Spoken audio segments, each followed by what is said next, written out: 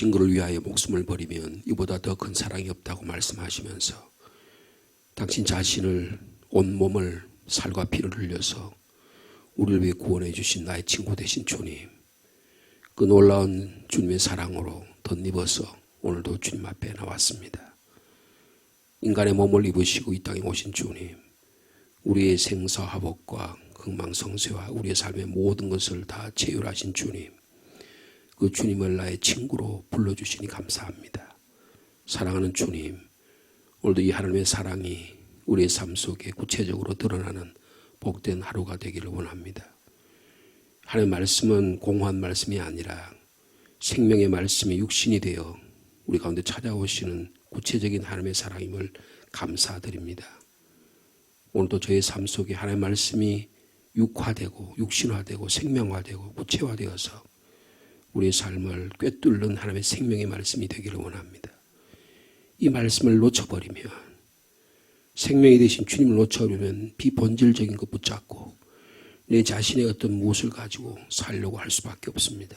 주님, 저에게 새 힘 주시기를 원합니다. 주님의 보혈의 공로가 우리를 뒤엎게 도와주시고 생명의 주님으로 인해서 다시 주님 사랑할 수 있는 능력을 오늘도 허락하여 주옵소서. 주님께 가까이 가려고 하면 악한 마귀 사탄들이 우리를 위협하고 공격하고 주님으로 떨어뜨리려 오려고 합니다. 오직 예수 그리스도의 보혈의 피로 저희를 정결케 하시고 예수 그리스도의 믿음으로만 주님께 나아가는 복된 하루가 되도록 주께서 축복하여 주옵소서. 예수님의 이름으로 기도하옵나이다. 아멘. 오늘은 1월 12일자 성서 정과에 따른 말씀 묵상이 되겠습니다. 여러분 나눠드린 유인물 35면, 36면에서 38면까지인데요. 어저께 저희들이 시편 139편의 말씀은 우리 읽었기 때문에 생략하고 사사기 2장 16절에서 23절 그리고 사도행전 13장 16절 25절 말씀 함께 교독하도록 하겠습니다. 여러분 나눠드린 유인물 36면입니다. 먼저 사사기 2장 16절 말씀 제가 먼저 받들겠습니다. 여호와께서 사사들을 세우사 노략자의 손에서 그들을 구원하게 하셨으나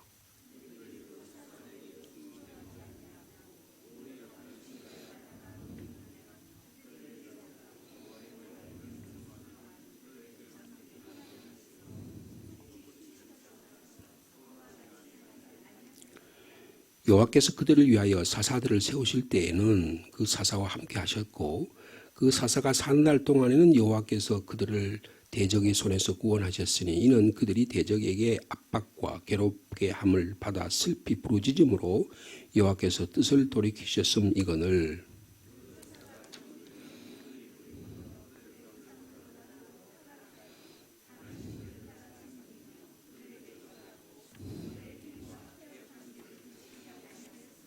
여호와께서 이스라엘에게 진노하여 이르시되 이 백성이 내가 그들의 조상들에게 명령한 언약을 어기고 나의 목소리를 순종하지 아니하였은즉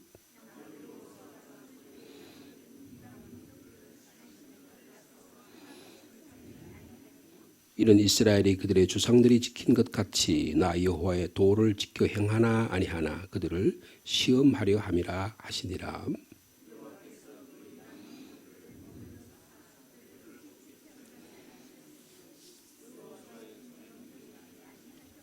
아멘. 이어서 사도행전 13장, 이 말씀은 사도 바울의 1차 전도여행 당시에 BCD 안디옥에서 하는 설교의 첫 부분이 되겠습니다. 16절 말씀 제가 읽습니다. 바울이 일어나 손짓하여 말하되 이스라엘 사람들과 및 하나님을 경외하는 사람들아 들으라.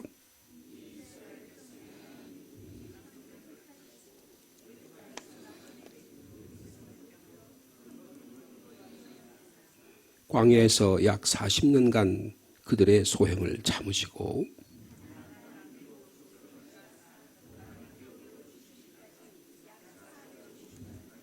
그 후에 선지자 사무엘 때까지 사사를 주셨더니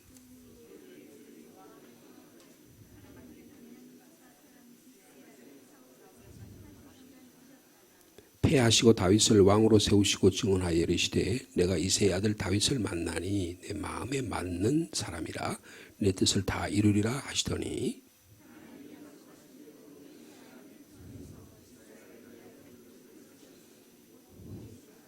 그가 오시기에 앞서 요한이 먼저 회개의 세례를 이스라엘 모든 백성에게 전파하니라.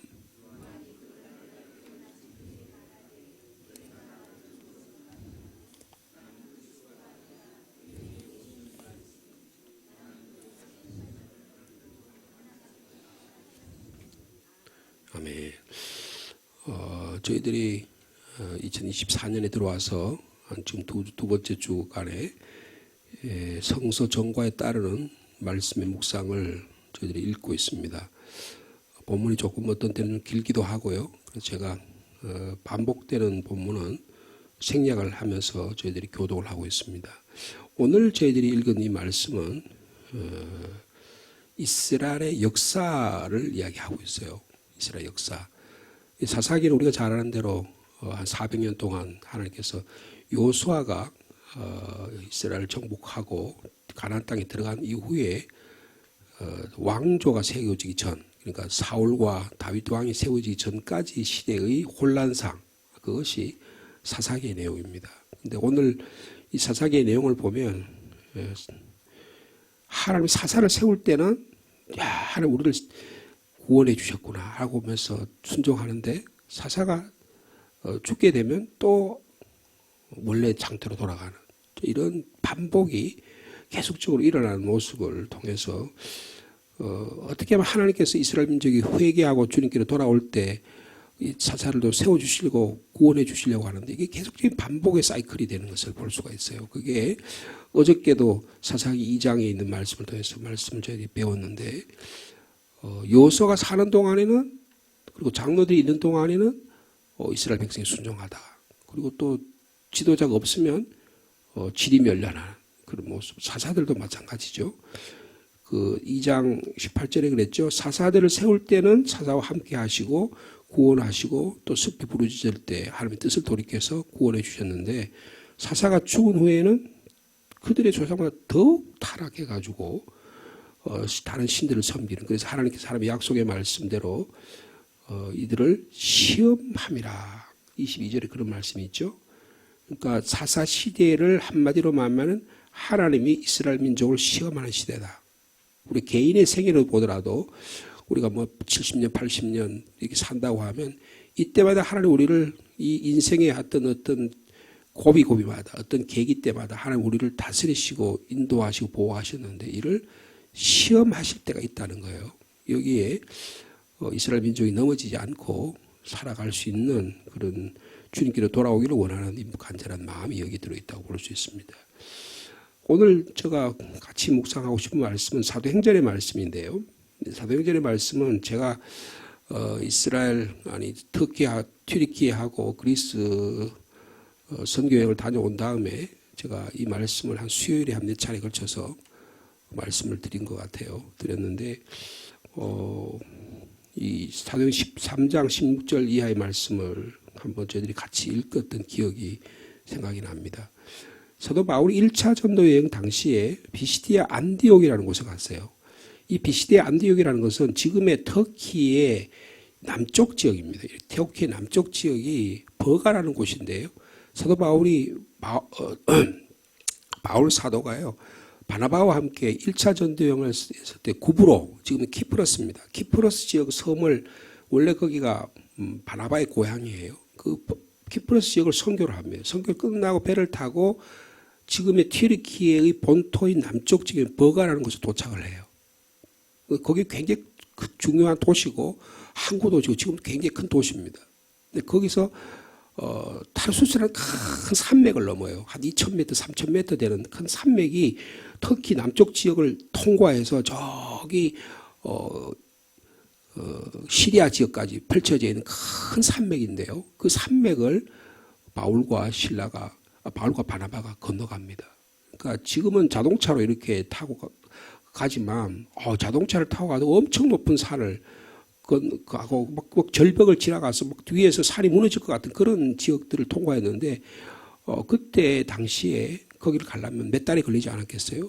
그러가고 뭐 온갖 위험도 생기고 산의 도적들의 위험도 생기고 여러 가지 맹수들의 위험도 생기고 그랬을 텐데 그것을 통과해서 비시디 안디옥이라는 갑니다. 비시디 안디옥은 그 지역의 중요한 수도입니다.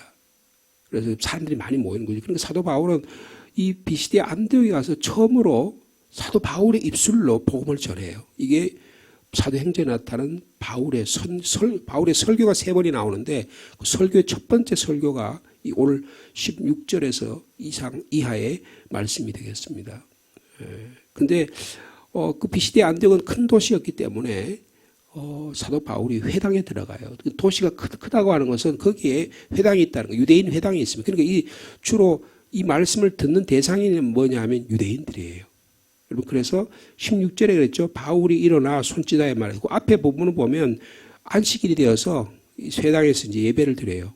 예배를 드리니까 이제 고향을 떠나가지고 성전이 없으니까 회당 시나고그에서 예배를 드리잖아요. 그러면 랍비가 그 회당장이 이제 그 예배를 인도하면 근데 율법서의 말씀, 창세기, 출애굽기, 레위기, 민수기, 신명기 말씀을 읽거나 아니면 예언서의 말씀을 돌아가면서 읽습니다. 읽으면 그 다음에 누군가가 나와서 꼭 그 교회의 담임 목사가 아니더라도 랍비가 나와서 말할 수가 있어요. 그래서 이런 전통이 기독교까지도 발전이 되면 이런 교회를 회중교회라고 해요. 회중교회. 회중교회는 담임 목사가 없어요. 그래서 전체적인 민주적인 방식으로 회중들이 민주적인 방식으로 교회를 운영해나가는 겁니다. 그래서 아직도 이런 유대교의 회중 방식의 개신교가 있어요. 지금도 그게 지금 존속하고 있습니다.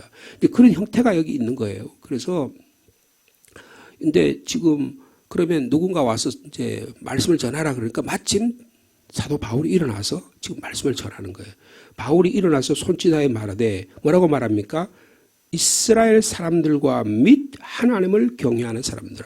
두 부류의 사람이 있어요. 회당에 모인 사람이 두 부류인데 그러니까 여러분 설교하거나 우리가 복음을 전할 때 분명한 대상이 분명해야 돼요. 누군지가 분명해요.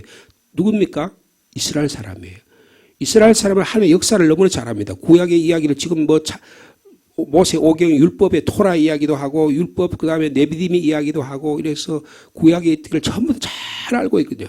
그 알고 있는 사람들을 대상으로 하는 그다음에 여기에 하나님을 경외하는 사람이라는 것은 유대교로 개종한 이방인들입니다. 이들에게 복음을 전하는 거예요. 근데 복음을 전한 내용을 우리가 읽어보면 어떤 내용입니까? 이스라엘의 역사 이야기를 해요. 그렇죠? 그래서 그게 누구까지 이야기합니까?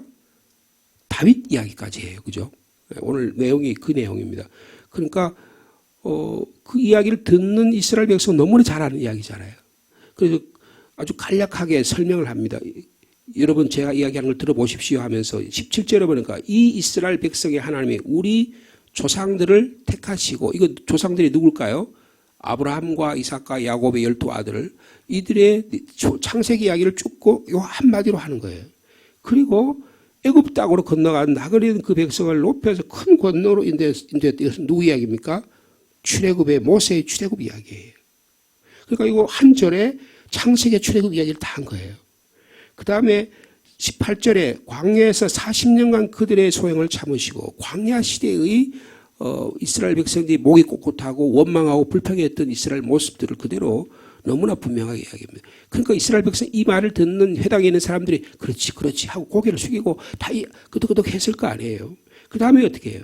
가나안 땅 7족속을 하나님께서 여호수아를 통해서 멸했던 그 땅을 기업으로 주시기까지 약 450년간이다 그랬어요. 여기 450년간이라고 하는 건 이스라엘 애굽 포로 생활 400년, 광야 생활 40년, 그리고 이스라엘 땅을 정복한 시간 10년. 그래서 450년을 그렇게 계산한 것 같아요. 그래서 이스라엘 민족을 그렇게 역사를 그렇게 이야기합니다. 그리고 나서 그 후에 선지자 사무엘 때까지 사사를 주시지 않았느냐. 이스라엘 백성이 다 이해하는 말이죠. 그 다음에 왜 이런 얘기를 할까요? 여러분 역사를 안다는 게 대단히 중요하다는 거예요. 역사. 성경은 전부 다 역사 얘기로 되어 있잖아요. 그죠? 여러분 우리의 스토리를 우리의 개인적인 이야기를 우리의 가족의 이야기를 우리의 교회의 역사를 우리의 민족의 역사를 아는 것은 대단히 중요합니다. 역사를 모르면 인간이 아니에요. 역사를 잊어버리는 순간에 나의 개인적인 나의 삶의 스토리를 잊어버리는 순간에 그 사람은 자기의 정체성을 잃어버리는 것입니다. 그러니까 집에서요, 자녀들에게 계속해서 자기 이야기를 해야 돼요. 내 가족 이야기해, 자기 신앙 이야기. 특별히 이 이야기는 그냥 단순한 이야기가 아니고 무슨 이야기입니까? 하나님의 구원의 이야기예요. 이걸 구원사라고 이야기합니다. 여러분, 우리는 우리의 입술을 통해서 하나님의 구원 이야기를 해야 됩니다. 창조의 이야기부터 구원 이야기를 해요. 제가 요새 수요일 날 창세기부터 시작해가지고 구원의 이야기를 지금 여러분에게 펼쳐드리려고 그래요. 이런 구원 이야기를 쭉 해야 되는 겁니다. 이스라엘 백성이 이해가 되죠. 그러니까 아주 몰입해가지고 이 사람이 무슨 얘기를 하려고 그러냐. 자, 그 다음에 21절에 보면 그 후에 그들이 왕을 구해서 그 사무엘상 이야기 아닙니까? 하나님이 베냐민 지파 사람 기스야. 야, 저 사람 정말 보통 사람보다 어깨보다 키가 더 크고 너무 잘생기고 좋은 집안에 베냐민 지파에 좋은 집안이 났으니까 저 사람이 앞으로 훌륭한 왕이 될 거다. 그렇게 기대했는데 40년간 왕을 통치를 하나님께서 시험시켜 봤어요. 근데 하나님을 낭망시킨 거예요. 그래서 하나님이 그를 폐위하십니다. 그러니까 22절 말씀이 중요해요. 자, 22절, 23절 말씀이 중요한 22절 말씀 같이 읽겠습니다. 시작. 패하시고 다윗을 왕으로 세우시고 증언하여 이르시되 내가 이새의 아들 다윗을 만나니 내 마음에 맞는 사람이라 내 뜻을 다 이루리라. 다윗을 왕으로 세웠는데 그런데 어떻게 이야기하느냐. 그 다윗에 대해서 하나님이 증언하셨다는 거예요. 뭐라고 이야기합니까? 내가 이새의 아들 다윗을 만났다. 여러분, 하나님이 우리를 만나주신 은혜가 있기를 바랍니다. 이새를 만났다는 거예요. 야, 이거보다 더 큰 사건이 어디 있어요? 야, 하나님이 나를 만나주셨다. 이거보다 더 큰 아름다움이 올라올 일이 어디 있냐고요. 여러분, 성경에 내가 이새의 아들 다윗을 만났다. 여러분, 이거 감동적인 장면입니다. 여러분, 성경이 뭐예요? 하나님이 우리를 만나주신 사건이잖아요. 만나주셔서 우리를 불러주시고 만나주시고 우리를 구원해 주신 사건이잖아요. 그런데 하나님 보시기에 딱 맞아. 마음에 맞아. 예? 여러분, 다윗이 가문이 좋습니까? 아버지 이새가 무슨 유명한 훌륭한 가문이 있습니까? 아닙니다. 하나님이 마음에 맞으니까 다윗의 후손이 이새의 자손을 통해서 하나님의 구원의 역사를 시작하게 되는 거예요. 그리고 다윗을 만나서 다윗의 마음에 드니까 어떻게 합니까? 내 뜻을 다 이루리라. 여러분, 이것이 지금 사도 바울이 얘기하려는 관점이에요. 하나님의 구원의 역사를 쭉 아브라함부터 이야기하는데 사울까지 왔는데 사울에게 폐위가 되고 이제 다윗이 왕이 된 내가 다윗을 만나보니까 내 뜻을 이루기에 딱 맞는 사람이다. 그래서 내가 내 뜻을 다 이루겠다. 여러분, 구원의 이스라엘 역사를 한 역사를 이야기한 이유가 뭐예요? 하나님께서 이스라엘 백성을 해방하시고 약속의 땅을 또 주시고 정복하게 하시고 도우시고 다윗과 같은 왕을 세우셔서 지금 하나님이 선택한 하나님의 구원의 얘기가 지금 진행되고 있다. 그거예요. 자, 그렇게 하시더니, 자, 23절을 말해서 22절을 쭉 16절부터 22절까지 한 이유는 23절을 말씀하려고 하는 거예요. 자, 23절의 말씀 같이 있습니다. 시작. 하나님이 약속하신 대로 이 사람의 후손에서 이스라엘을 위하여 구주를 세우셨으니 곧 예수라. 여러분, 예수 그리스도를 소개합니다. 여러분, 우리는 우리의 언어 가운데 예수 그리스도가 우리의 삶의 주인이 되어야 돼요. 예수 그리스도는 뭐라고 표현했습니까? 다윗의 후손이다. 여러분, 사도 바울은 아주 명확합니다. 이야기할 때 메시지가 명확하다고요. 여러분, 다윗 이야기하는 이유가 뭐예요? 예수 이야기하려는 거예요.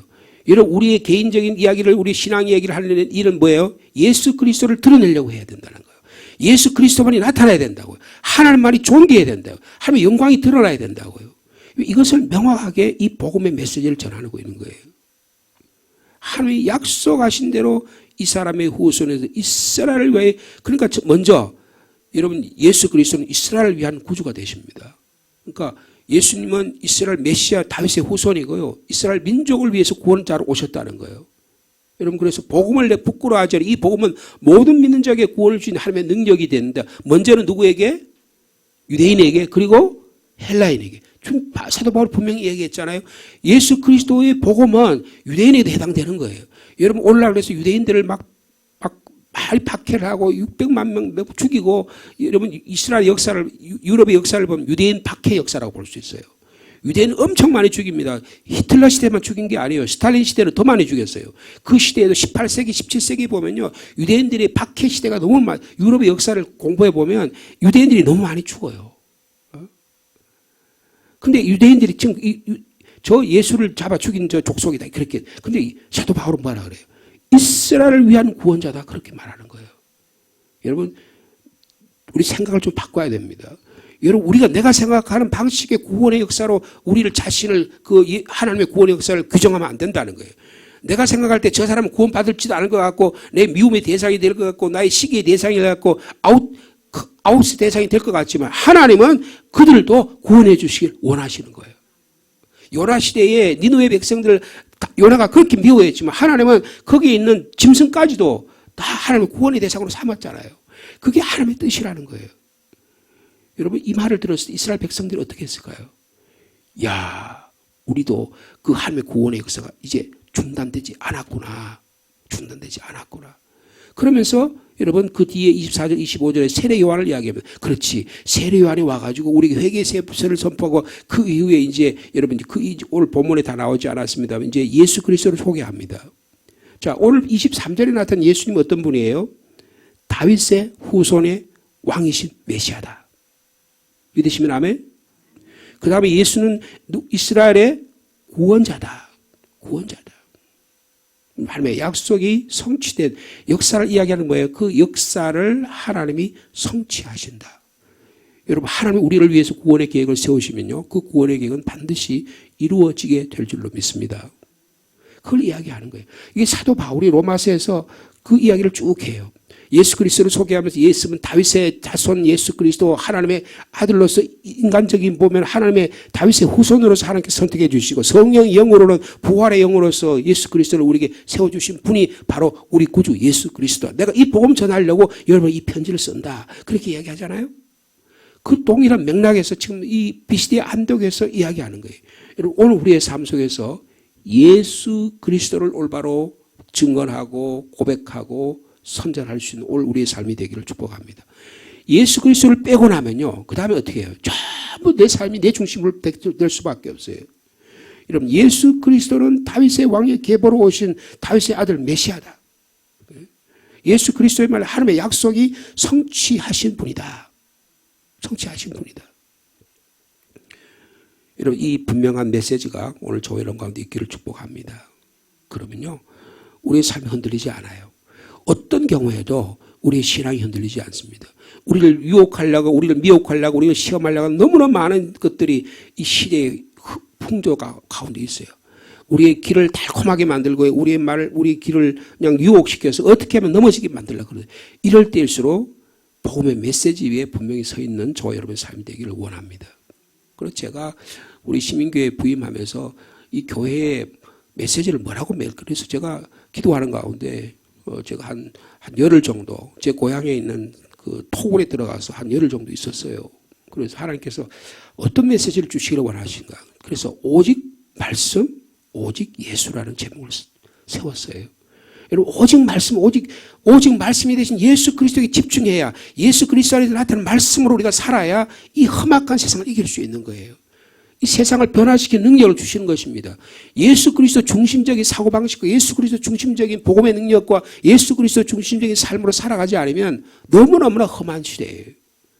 여러분, 유대교적인 거, 그다음에 삼신주의자들, 그다음에 수많은 이단들이 그냥 활기를 치고 있습니다. 그리고 우리의 신앙을 어떻게 하면 깨뜨리려고 하고 있는데요. 여러분, 예수 그리스도 중심, 말씀 중심의 삶을 살아서 오늘도 지금 비시디의 안디옥에 그 먼 산을 건너서 그 비시디의 안디옥에 이방인에게 복음 전한 것도 아니고 먼저 유대인 회당에 들어가서 유대인들을 향해서 하나님의 예수 그리스도에 대한 열정을 가지고 그들이 복음 전하는 사도 바울의 한번 모습을 한번 우리가 보자고요. 저희들이 한번 거기 가봤잖아요.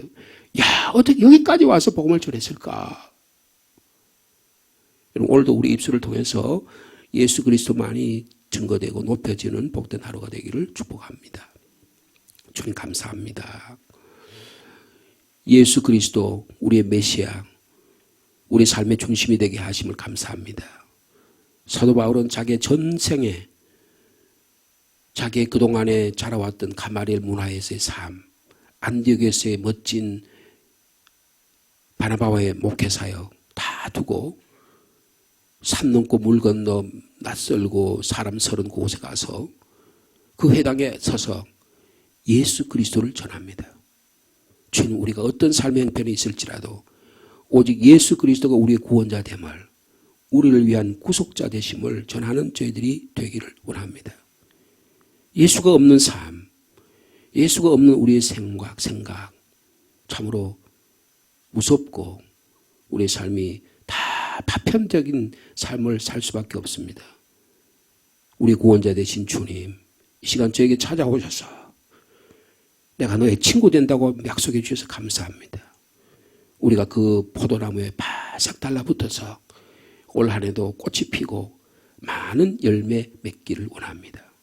생명 살리는 열매가 되게 하여 주옵소서. 하며 말씀에 예수 그리스도의 복음의 능력이 살아 움직이는 우리의 가정, 우리 교회, 이 상주 땅이 될 수 있도록 인도하여 주옵소서. 주님을 알지 못하는 분들이 많이 있습니다. 주님, 그들에게 어떻게 하면 복음 전할 수 있을까? 우리에게 기도케 하여 주시고 2024년에는 예수 그리스도 복음 전하는 능력이 우리 성도를 한 사람 한 사람에 임할 수 있도록 인도하여 주옵소서. 예수님이 나 같은 죄인을 위해 이렇게 사랑하셔서 피 흘리시고 살찌기셨는데 내가 주님을 위해 무엇을 할 것인가를 깊이 들여다보는 저의 삶이 될 수 있도록 인도하여 주옵소서. 우리에게 건강 주시고 우리에게 자녀 주시고 우리에게 직장 주시고 우리에게 일터 주시고 우리에게 시간 주시고 우리의 물질 주신 것도 다 예수 그리스도 복음 위해서 우리를 사용하시기 위해서인 줄 믿습니다. 이 귀한 은혜를 저에게 더해 주시고 이것이 사도 바울이 배시대 안독에 있는 그들에게 유대인들에게 복음을 이스라엘 민족의 역사를 통해서 예수 그리스도를 증거했던 것처럼 우리의 삶도 우리의 개인적인 가족사도 우리 교회의 역사도 예수 그리스도를 증거하는 데 귀하게 사용될 수 있도록 주께서 인도하여 주옵소서. 그런 의미에서 오늘 하루의 삶은 너무나 소중합니다. 주님이 존귀하게 드러난 우리의 삶이 될 수 있도록 인도하여 주옵소서. 주님, 이런 일을 방해하는 여러 가지 일들이 있습니다. 주님, 제거해 주시기를 원합니다. 우리 육신이 연약해서 이런 일을 감당하지 못하지 않도록 주님께서 도와주시기를 원합니다. 우리를 치료하시고 회복시켜 주옵소서. 우리가 물질이 연약해서 주님께 영광을 돌리지 못한 자가 있습니까? 주님, 그들의 사업과 직장과 일터에 복을 주셔서 물질의 복도 허락하여 주옵소서. 주님, 예수 그리스도를 섬길 수 있는 시간도 허락해 주시고 시간을 잘 선용할 수 있는 지혜로운 저희들이 되게 하여 주옵소서. 우리 각자에게 주신 은사도 잘 활용하는 복된 우리 성도를 다 될 수 있도록 역사해 주시옵소서. 영적인 전쟁에서도 하나도 실패하는 자 없도록 도와주시고 낙심하지 않도록 도와주시고 아버지 교만하지 않도록 도와주시고 비굴하지 않도록 도와주시고 당당하게 예수 그리스도 복음 전하는 믿음의 성도들 다 될 수 있도록 주께서 성령 충만을 허락하여 주옵소서. 예수님의 이름으로 기도하옵나이다. 아멘.